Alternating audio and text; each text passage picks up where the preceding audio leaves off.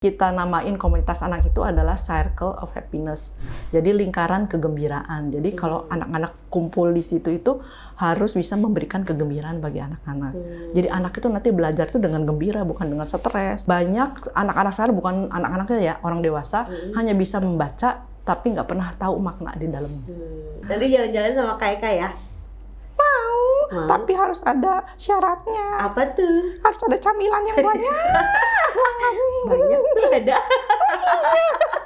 Jiro Lupat, ngopi pasti Fatek Podcast. Yuhuu! Balik lagi di Ngopi Pasti Fatek Podcast. Kali ini kita kemampiran Bunda yang bawa anaknya. Ada Bunda Tira. Hai, Dan ada Usep. Salah, sebetulnya malu Bunda. Kenapa? Soalnya Bunda Eka cantik. Malu. Manggilnya jangan Bunda, nggak mau. Oh, nggak mau. Mbak aja, Mbak. Oh, Mbak. Oke, kakak aja ya. Iya, kakak boleh. Kakak. Kak Eka. Usep udah mandi? Usep kadang-kadang suka males kalau disuruh mandi sama Bunda. Tapi kali ini mandinya pagi banget. Soalnya tahu kalau mau didatengin sama yang cantik-cantik. Keren mandi pagi. Bunda Tira. Halo Kak salam Eka. kenal. Salam kenal. Jauh-jauh dari Kuningan. Cirebon. Oh, Cirebon juga. Ada dua ya tuh, Iya. domisilinya ya, Iya. Cirebon sama Kuningan. Bunda Tira, ceritain sih awalnya kan Eka taunya nih Bunda nih seorang dokter hewan. Iya. Bunda nih awalnya seorang dokter hewan guys, terus akhirnya sekarang mendongeng, ada cerita panjangnya dari dokter hewan jadi guru juga. Gimana tuh Bun ceritain? Siapa tahu menginspirasi temen-temen Ngopi Pasti. Emangnya Bunda dokter hewan? Iya. Dokternya Usep dulu. Jadi memang saya ini dulu lulusan dari FKH IPB. Jadi pada waktu menikah, lalu dari Kuningan lalu pindah ke Cirebon, lalu saya membuka praktek sesuai dengan sesuai dengan ilmu yang saya dapat. Nah kebetulan waktu itu saya datang di Cirebon itu tahun 1992 itu, di Cirebon itu belum ada namanya dokter hewan seperti sekarang, sudah banyak sekali. Jadi pada waktu saya buka praktek itu laku keras banget. Bahkan sampai kita juga kewalahan.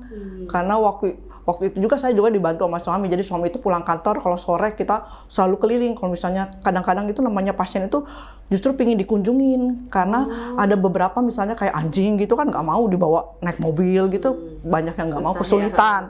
Jadi kita yang mendatangin. Nah seiring jalan kemudian saya tuh pagi-pagi itu kayak nggak punya pekerjaan gitu. Gimana tuh Bun ceritanya? Bangun tidur, pekerjaan saya apa ya? Apa ya? Karena kan kita prakteknya sore nih ya. Jadi apa ya? Terus akhirnya sampai saya ngusulin udah deh ngajar aja. Di sana saya mengajar kimia waktu itu tuh. Kenapa milihnya kimia gitu Bun? Karena ya salah satunya yang kosong waktu itu kimia. Karena salah satu kosong kimia, akhirnya saya mengajar kimia. Dapat sekitar 2 tahun lah di SMA Windu Wacana itu. Justru di SMA Windu Wacana itu saya tuh justru dapat pengalaman yang luar biasa. Karena apa? Karena kalau kita lihat itu di SMA Windu Wacana kan anak-anaknya juga ajaib gitu ya. Paham. Jadi justru saya itu unik-unik, justru saya tuh justru ditempa di sana. Ditempa istilahnya dari mental, dari cara mengajar gini, gimana mereka supaya yang orang itu nggak mau belajar, jadi mau belajar begitu. Apalagi kan namanya kimia itu kan ya sesuatu yang sulit gitu ya. Yang orang benci gitu nggak sih? Orang sebelin gitu. Nah akhirnya karena kebetulan juga salah nilpon gitu ya, akhirnya saya bisa masuk ke SMA Santa Maria waktu itu. Dan gimana tuh Bun salah? Salah telepon. Bisa. Jadi mungkin kepala sekolah, ketua yayasannya itu mencari guru kimia. Nah biasanya itu dulu kita satu Cirebon itu kalau dulu zaman dulu tuh ada istilahnya MGMP kimia gitu. Jadi kumpulan guru-guru kimia gitu. Nah salah satunya dia dengernya dia itu SMA Windu Wacana. Padahal dia yang cari itu Widya Utama. Padahal jauh ya Bun. Jadi dia teleponnya ke Windu Wacana. Nah, akhirnya dia mencari guru kimia. Akhirnya setelah itu ya saya mau aja, karena di Windu Wacana itu saya cuma mengajar seminggu cuma 2 kali. Jadwalnya. Jadwalnya seminggu 2 kali, jadi saya di Santa Maria bisa. Ternyata pada waktu saya di Santa Maria itu anak-anak semua cocok sama saya. Karena saya itu belajarnya itu nggak monoton, kita pakai game, lalu pakai cerita, ngajaran juga di lapangan, nggak selalu di kelas. Lalu juga Jadi saya menyenangkan ya pokoknya. Jadi anak-anak itu ternyata cocok. Akhirnya ketua yayasannya bilang, Bu Tira bisa nggak diterusin aja di sini gitu. Di sana di Santa. Akhirnya ya saya yang Windu Wacana dilepas, akhirnya di SMA Santa Maria saya ngajar dapat 10 tahun. 10 tahun. Berarti kalau pagi sampai siang ngajar, sorenya tetap praktek dokter hewan. Ini lucu lagi, ternyata setelah saya mengajar, ternyata lama-lama itu tuh mungkin kalau orang mah ya saking sering ketemunya akhirnya bisa jadi jatuh cinta kan? Iya. Nah ini saya ini karena saya terlalu sering mengajar, akhirnya lama-lama saya tuh jatuh cinta banget dengan cara mengajar gitu. Apalagi anak-anak tuh antusias belajar kimia itu, Bu. Jadi saya tuh cari metode lagi gimana mereka supaya bisa ini. Kadang-kadang kalau dulu zaman saya masih ngajar itu saya apal sekali lagu-lagu anak-anak remaja gitu. Lalu saya zaman dulu. Yang saya ganti-ganti kata-katanya sesuai dengan pelajaran saat itu. Oh, gitu. diganti gitu. Iya. Contohnya, Bun? Contohnya ada lagi. Ya dulu ada lama. Udah lama ya nah gitu. Jadi anak-anak jadi seneng gitu.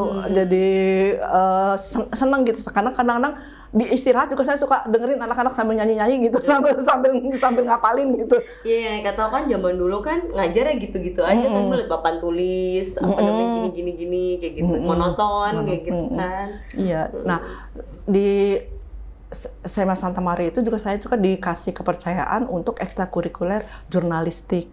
Nah, dari itu saya mulai otodidak belajar nulis. Saya kan biasanya nggak pernah bisa nulis ya. Jadi belajar nulis bareng-bareng sama anak, terus bikin blog bareng-bareng anak-anak, termasuk blog saya ini dibikinin sama murid saya. Oh, dibikinin. Jadi saya cuma tinggal ngisi aja cerita-ceritanya, dan murid saya juga bikin blog yang disebut dengan blog SMA Santa Maria 2. Lalu anak-anak yang mau nulis di situ. Oh, dituangin di blog itu. Nah, salah satunya tuh akhirnya ketika kita udah bagus, kita tuh mengisi kolom remaja di Radar. Sebulan sekali. Itu ada di kolom remaja di Radar. Iya, zaman dulu gitu ya. Itu kita satu lembar gitu. Isinya itu anak-anak yang buat itu gitu. Jadi itu gimana yang dokter hewannya, Bun, ditinggalin? Dokter hewannya ditinggalin. Bun, kasihan hewan-hewannya. Itu sampai saya masih ngajar itu karena saking jatuh cintanya, akhirnya karena saya juga ngebimbing ekstrakurikuler, artinya kan sore akhirnya nggak bisa praktek ya. Sibuk ya jadinya Bunda. Bahkan banyak ada yang udah nilpun dan kebetulan gitu udah ada dokteran Bambang, ada dokteran Rani. Bu, ke sana aja. Nggak mau, saya udah biasa sama dokter Tira. Dokternya sibuk aja, guys. Nah, jadi akhirnya ngajar itu sampai 10 tahun. Nah, setelah 10 tahun ini masih panjang lagi ceritanya. Nah, ini setelah 10 tahun itu tahun 2014. Nah, waktu itu saya mau mengundurkan diri. Nah, waktu itu saya mau pergi umroh waktu itu. Nah, waktu itu umroh terus saya bilang tuh, "Kenapa mundur gini?" Kata itu dulu ketua yayasannya tuh namanya Suster Tresnawati. Karena saya habis itu mau pakai kerudung, saya bilang tuh, "Oh, nggak apa-apa di sini ngajar, nggak pakai kerudung juga nggak apa-apa, kita sih itu welcome," katanya. Tapi saya nggak punya perasaan gak enak hati gitu ya. Ya udahlah, akhirnya saya tahun 2014 itu saya mengundurkan diri. Udahan. Nah, 2014 itu saya umroh. Nah, pulang dari umroh saya tuh duduk termenung nih. Ngapain nih kita? Udah nih, ngapainnya tuh isengnya tuh ngajar gitu. Sekarang ngapain lagi ngajar udah. Nah, salah satunya yaitu jiwa mengajar saya tuh masih ada gitu. Masih bergejolak. Semangat. Jadi kalau buat bisnis itu nggak bisa, buat apa-apa tuh nggak bisa, pokoknya senengnya ngajar. Nah, suatu kali saya ikut kelas inspirasi. Inspirasi di mana tuh, Bu? Di Bandung, dan juga pernah juga di Cirebon. Nah, kelas inspirasi di Bandung itu ketemu dengan Kak Gia, lalu sama Kak Acil. Nah, lalu kita bikin yuk. Nah, akhirnya kita bertiga itu bikin. Nah, apa tuh, Bu? mau bikin komunitas anak itu.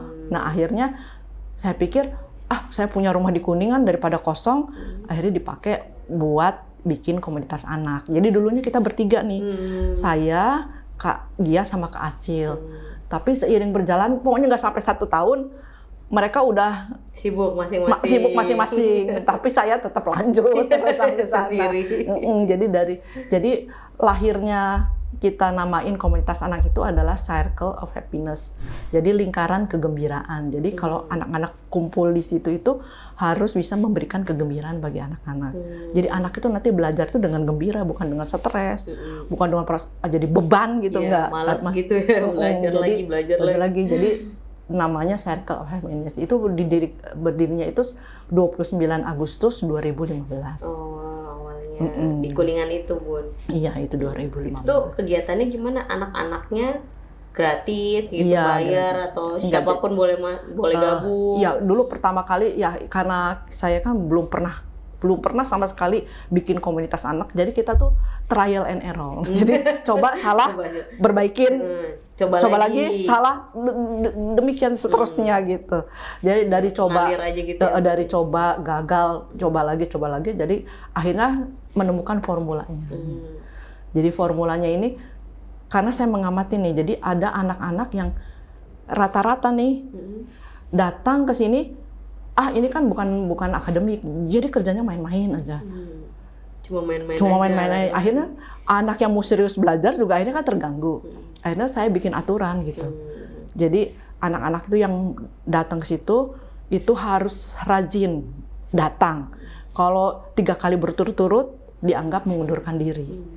Kayak gitu ada pendaftarannya gitunya nggak sih, Bun? Biasanya awal tahun ajaran baru. Jadi karena kita kan jumlahnya 15 nih. Jadi yang tahun ini kan yang kelas 6 5 orang. Berarti 5 orang kan yang keluar. Berarti 5 orang lagi yang masuk. Jadi kita tuh cuma nerima dari kelas 3 sampai kelas 6.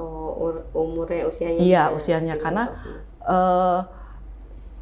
orang tua yang sudah melihat hasil dari didikan saya, itu mereka tuh pinginnya tuh lanjut sampai SMP. Cuma saya nggak punya waktu, karena kalau yang SMP disatukan dengan SD, itu kan penangannya beda. Ya, kalau SMP kan sudah mulai remaja ya, jadi mereka juga pikiran dan cara itunya juga, cara penanganannya nggak bisa sama dengan anak SD gitu. Jadi ya udahlah, saya cuma bisa sampai SD aja, karena kalau untuk SMP berarti kita harus saya buka kelas baru lagi. Iya, jadi beda lagi, terus waktunya juga saya nggak ada. udah full gitu. Biasanya diajarin apa sih, Bu, ke anak-anak? Jadi kita tuh kan membentuk karakter ya, jadi misalnya karakter rajin, percaya diri, tertib. Nah itu lewat banyak kegiatan, ada masak, ada seni, ada kerajinan tangan, atau kita jalan-jalan, lingkungan termasuk sampah. Lalu belajar ekosistem. Kita karena di sana itu kan masih banyak kebun, masih banyak sawah. Jadi kita banyak belajar, misalnya kita belajar ekosistem sawah, ya kita ke sawah gitu. Langsung terjun ke alam. Langsung terjun di alam gitu. Seru. Berarti kalau buat Isun nggak bisa dong masuk, Bu? Nggak bisa. Sendiri aja Bunda apa gimana ngajarnya sekarang? Iya, dulu sih karena muridnya banyak ya. Jadi kita punya relawan gitu. Jadi relawannya gantian. Nah, ternyata mungkin dulu itu sering namanya kita seperti ini itu bekerja sosial itu memang harus dari hati. Nggak mungkin nggak dari hati, dan kebanyakan dari relawan itu hanya pertama kalinya aja seneng gitu ya. Terus lama-lama mereka akhirnya kelihatan terfilter sendiri. Dari sekian banyak relawan itu yang bertahan cuma 4 orang. Dan dari 4 orang ini satu persatu menikah. menikah satu persatu menikah. Udah deh, akhirnya saya kehilangan semuanya dari relawannya itu. Barangkali mau ada ini open recruitment untuk relawan gitu, Bu, oprek-oprek. Sebetulnya kebetulan karena muridnya cuma 15, saya sama suami saya udah masih bisa nanganin lah. Jadi berdua aja. Berdua aja sekarang. Kira. Jadi masih bisa lah untuk ditanganin dengan 15 anak itu. Berarti emang udah 15 anak aja nggak bisa nambah gitu? Enggak, karena dibatasin gitu. Pertama dibatasin karena kita juga untuk mencari relawan tuh sulit. Kedua juga anak itu kalau jumlahnya sedikit tuh kita lebih bisa tertanganin dan memperbaikinya juga lebih mudah. Ya ketiga ya supaya lebih kita mengajarkannya juga lebih bisa mengena gitu. Satu persatu tuh bener-bener detail. Jadi anak ini seperti ini, anak ini seperti ini tuh udah jadi apal gitu ya. Jadi Bun, apal. kalau kebanyakan. Dan itu saya tuh punya jadi kalau orang tuh bilang ternyata saya itu mengerjakan komunitas anak ini sangat profesional sekali. Jadi bukan hanya kumpul. Itu saya tuh punya evaluasi setiap anak tuh. Jadi perkembangan anak tuh dari tadinya nggak bisa ngomong di depan, ada ngomong di depan, kurangnya ini tuh saya buat kayak tabel, raport gitu kayak tabel gitu ya. Jadi tabel. saya tuh tahu perkembangan anak-anak itu seperti itu. Itu gratis Bun. Gratis. Tapi jauh. Bikin Bun di Cirebon Bun. Aduh, tenaga dong. Ya itu ngerekrut relawan-relawan, siapa tahu pas abis nonton ini Ngopi Pasti banyak yang mau dong Bun gabung kayak gitu. Iya, silahkan kalau mau sih boleh dengan senang hati. Boleh ikut bantuin Bunda Tira sama Usep. Iya. Usep diem aja. Usep kan lagi merenung. Lagi pula Usep kan nggak ditanya-tanya. Usep umur berapa tahun? Usep umur 5 tahun. 5 tahun itu bajunya lucu sekali. Iya, ini Usep beli di pasar pagi. Usep udah minum? Usep nggak haus. Usep nggak minum, nggak makan, puasa terus.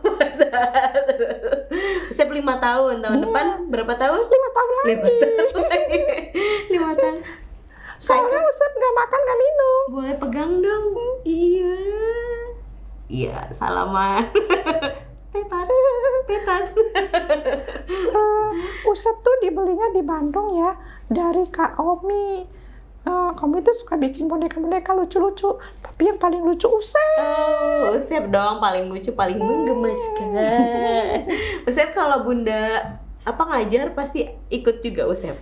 Enggak, kalau ngedongeng aja. Oh, kalau dongeng aja. Disimpan di tas ya, ada tasnya ya? Iya, tapi tasnya bau. Bilang ke Bunda, Bunda tasnya bau. Bau terus gelap. Di sini seneng ya Usep ya? Iya, ada yang cantik. Terima kasih. Berarti kalau ngajar bawa Usep kalau ngedongeng gitu, Iya. Bun?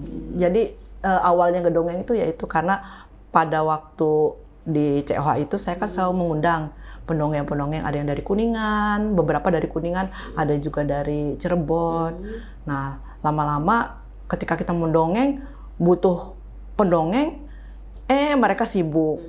Akhirnya gimana ya? Akhirnya saya mencoba mendongeng sama anak-anak. Pertama kali saya mendongeng ya anak-anak tuh pertama kali sih kayak bete gitu lah. Istilahnya tuh nggak nyambung lah. Ngapain sih? Tapi nggak apa-apa, maksudnya ini kan masih anak-anak sendiri nih ya. Biar sambil belajar. Jadi lama-lama tuh mulai bisa interaktif sama anak, udah mulai bisa gitu. Lama-lama akhirnya gitu punya ide gimana kalau pakai boneka. Nah, pertama kali saya tuh dulu beli bonekanya yang nggak segini nih, yang segini nih. Kecil, namanya perempuan, ada lagi satu namanya bocil. Nah, tapi kok kecil tuh kayaknya kurang ini tuh kayak kurang seperti anak kecil gitu kan. Karena kita kan yang gini pingin yang besar gitu. Jadi saya cari-cari dan kebetulan ada yang bilang tuh di Kak Ori tuh di Bandung tuh bikin seperti itu. Nah, kebetulan ini tuh sama saya disayang-sayang banget karena ternyata sudah tidak ada lagi produk yang seperti ini. Langka. Udah langka ini. Sudah langka, jadi disayang-sayang banget gitu. Nah, akhirnya dapatlah seperti ini. Nah, waktu itu bajunya itu kotak-kotak itu sama ada dalemannya ya, sama celananya. Tapi dia nggak punya sepatu. Nah, akhirnya gimana caranya ya? Kalau kita lagi pertama kali konten tuh pakai baju yang dari tokonya ya. Konten lagi, bajunya itu lagi tuh lama-lama ini kata suami saya tuh, kok kayaknya jelek ya kita bajunya itu lagi, si bundanya bajunya gonta-ganti, tapi si Usepnya bajunya itu lagi tuh. Gimana caranya ya? Akhirnya kita jalan-jalan deh ke pasar pagi. Kita cari penjahit, ternyata banyak sekali penjahit yang nggak mau ngejahitin baju karena kalau jahit baju yang kecil gini kan susah ngejahitnya tuh. Nah, ada satu saya ketemu tuh di evakuasi. Nah, itu akhirnya mau nih kayak ini celana panjang nih dibuatin seperti ini celana panjang karena ukurannya gini. Nah, lalu kalau blus ternyata ini tuh ukurannya anak umur 1 tahun. Cuma ini dia kan panjangnya segini nih. Jadi kita potong sampai sini gitu. Nah, jadi akhirnya kita karena udah kalau blus kayak gini kemeja ini karena kita udah tahu ukuran 1 tahun, jadi kita banyak beli gitu. Beli online. Beli di pasar pagi. Jadi beli macam-macam lah, beli begini. Nah, kalau untuk sepatu karena ke kakinya Usep tuh begini nih, ngelengkung gini. Jadi kalau yang umur 1 tahun tuh nggak masuk. Kekecilan. Kita udah nyoba udah nggak bisa masuk. Kayaknya nih yang 5 tahun nih, 5 tahun ini kayak cocok nih. Terus kata yang pedagangnya, anaknya harusnya dibawa, Bu. Soalnya biar bisa dimasukin dulu, cobain. Oh, kita juga bawa kok anaknya. Iya, ini ada. Gitu saya buka ranselnya tuh. Lah, pedagang pada mau pas dibuka pada ketawa. Anaknya taruh di ransel. Anak-anak dibawa di ransel. Akhirnya kita cobalah. Akhirnya ini dapat satu nih yang cocok ini. Ya ampun, Ini cocok nih akhirnya ini. Iya, Jadi ternyata ini sepatu untuk anak umur 5 tahun. 5 tahun. Karena dia kakinya melengkung gini. Jadi si yang kalau umur 1 tahun tuh nggak bisa masuk kakinya. Lucu banget. Usep bagus ya sepatunya ya? Iya, susah nyarinya. Dicuci ya sepatunya nanti ya. Ini punya 2 Usep tuh. Oh, satunya warna apa? Satunya warna putih, lalu punya lampu-lampunya di belakang. Oh, warna-warni lampu, keren. Usep pintar ya? Pintar dong, Nurut anaknya ya sama Bunda. sama Bunda Tiran, nurut ya. Iya. Nanti Usep cerita ya. Ceritanya harus sama Bunda. Bunda sendiri berani nggak? Enggak. Bunda gimana sih? Apa namanya? Susah nggak sih, mengalami kesulitan nggak sih ngajar anak-anak gitu? Pertamanya sih iya. Kan tadi awalnya ngajar anak-anak SMA gitu kan yang bisa gampang diomongin gitu. Ini anak-anak 3 Oh, tahun. jangan disangka SMA enggak Oh, iya. gampang. Justru anak SMA itu kan kalau remaja itu justru kan nggak suka disuruh-suruh. Beda ya. Justru kalau anak SD lebih nurut. Lebih mau disuruh-suruh. Kalau anak SMA nggak bisa. Gimana tuh Bun? Apa bedanya ngajar anak-anak SMA sama anak? Kalau anak SMA itu selalu saya anggap sebagai teman, sebagai sahabat mereka gitu. Jadi mereka tuh lebih banyak bisa curhat ke saya. Terus salah satunya yang mereka senang itu dari saya itu adalah saya itu pingin bilang ke anak-anak tuh, kalau kimia itu bukan hanya teori, kimia itu di dalam kehidupan sehari-hari itu kita pakai ilmunya. Mereka pertama kali bingung. Akhirnya buat apa ya? Akhirnya saya ajak jalan-jalan. Jadi saya itu kalau guru-guru mah ya guru-guru yang matematika, fisika itu pinginnya tuh pelajarannya tuh jam pertama, jam kedua biar seger ya. Kalau saya senangnya pelajaran terakhir. Karena pada ngantuk tuh ya Bun ya. Karena saya tuh sering ngajak jalan-jalan mereka. Jadi mereka kita ke Cipanis ngelihat proses pengolahan air minum. Nah, itu kan kimianya dipakai. Seru. Jadi jam ke 7-8 kita keluar. Dan kebetulan kalau di Santa Maria itu kita punya mobil ya. Jadi kita bisa naik, bisa pinjem lah mobilnya itu buat jalan. Kan bisa bablas. Mau sampai jam berapa kan? Iya, jam pulang. Jam pulang mau sampai jam 2, mau sampai jam 3 terserah gitu. Gitu. Jadi hal yang sederhana misalnya waktu itu kita belajar koloid gitu ya. Koloid itu kayak semacam antara larutan sama suspensi koloid. Nah, kamu tuh di dalam kehidupan sehari-hari ada kalau koloid apa? Bikin puding. Oh, puding tuh koloid iya. Ayo kita bikin puding, kita sama-sama bikin puding. Jadi ya gitu. Jadi anak-anak tuh kalau remaja itu kalau kita anggap sebagai teman, sebagai sahabat itu mereka senang. Malah akrab gitu. Ya. Kalau anak-anak SD itu lebih kayak apa ya? Seperti kayak memerintah gitu. Gitu. Nyuruh gitu ya. Nyuruh gitu. Suruh ini, tapi nurut Bun. Nurut. Coba ngajarnya di Cirebon Bun. Iya, sebetulnya di Cirebon juga ada sih ya, yang seperti saya gitu ya. Tapi nggak tahu udah semenjak COVID tuh dia berhenti. Masih jalan apa enggak? Gitu, masih jalan atau enggak? Karena kan kebanyakan rata-rata udah COVID tuh langsung banyak yang ini ya. Kalau saya setelah COVID, walaupun COVID tetap kegiatan berjalan gitu. Jadi supaya mendidik mereka gitu juga, kalau mereka tuh patuh enggak gitu, jaga jarak, pakai masker. Oh, awalnya anak-anak tuh nggak mau disuruh pakai masker, dilepas-lepas. Tapi setelahnya hanya 1 bulan mereka tuh tetap nggak pernah lepas masker tuh. Nurut gitu ya Bun. Semoga kedepannya makin sukses nih Bun Siapa tahu bisa bikin cabang, nggak cuma di Suranenggala aja. Amin. Apa? Nenggala. Nanggila. Oh ya, Nanggela. Nanggela. Barangkali bikin juga untuk di Iya. Cirebonnya, terus ditambah gitu anak-anaknya nggak cuma 15 kayak gitu. Ini kebetulan kan saya bikin YouTube-nya itu dengan dongeng dengan Osep itu adalah tujuannya adalah salah satunya adalah ya untuk anak-anak yang Indonesia yang juga pingin mendengarkan dongeng. Jadi kita kan kebanyakan dongengnya ada 5 tema gitu. Jadi tentang pertama itu cerita rakyat dari Indonesia. Lalu yang kedua cerita rakyat dari dunia. Jadi supaya anak-anak mengenal cerita Tahu. rakyat. Lalu yang ketiga temanya tentang sifat-sifat yang harus dimiliki oleh anak seperti jujur, hormat sama orang tua, sayang sama adik, suka makan sayur. Lalu yang keempat itu kadang-kadang Usep itu juga konten sama anak-anak nih, seperti nanti untuk hari Minggu kita konten sama anak-anak di Nanggila. Kita mau bikin memperingati Hari Bumi misalnya gitu. Nah itu ada. Nah yang terakhir temanya jalan-jalan, misalnya kayak Usep misalnya jalan-jalan kemana gitu, memperkenalkan wisata gitu. Kita jalan-jalan ya. Kalau jalan-jalan itu paling seneng Usep, tapi Gimana? paling capek. Capek Usep kan digendong. Bener, Usep capek gimana? Iya, capek nggak jalan. Digendong terus, tapi bilangnya capek. Nanti jalan-jalan sama Kaika ya. Mau. Tapi harus ada syaratnya. Apa tuh? Harus ada camilan yang banyak. Banyak tuh ada. Ada orang tua yang suka juga mendampingin anak-anaknya dengerin Usep dongeng sama saya. Mereka tuh kadang-kadang suka pesan cerita gitu. Misalnya anaknya disuruh bobo siang nggak mau gitu. Oh, request. Nggak cuma penyiar radio aja loh guys yang request lagu ini. Iya, jadi orang tuanya request cerita ke pengen Bunda. bobo siang. Lalu kalau misalnya ada juga orang yang Bon tolong bikinin cerita tentang suka makan sayur karena anaknya susah. nggak susah makan sayur gitu. Tapi ngaruh gitu ya Bun, karena jadi Ya suka. mungkin kali. Mungkin Ya semoga aja ya bisa. pembawaan Bunda Tira yang enak gitu kan, jadi anaknya lebih paham, mungkin jadi mau tidur siang, mau lucu ya.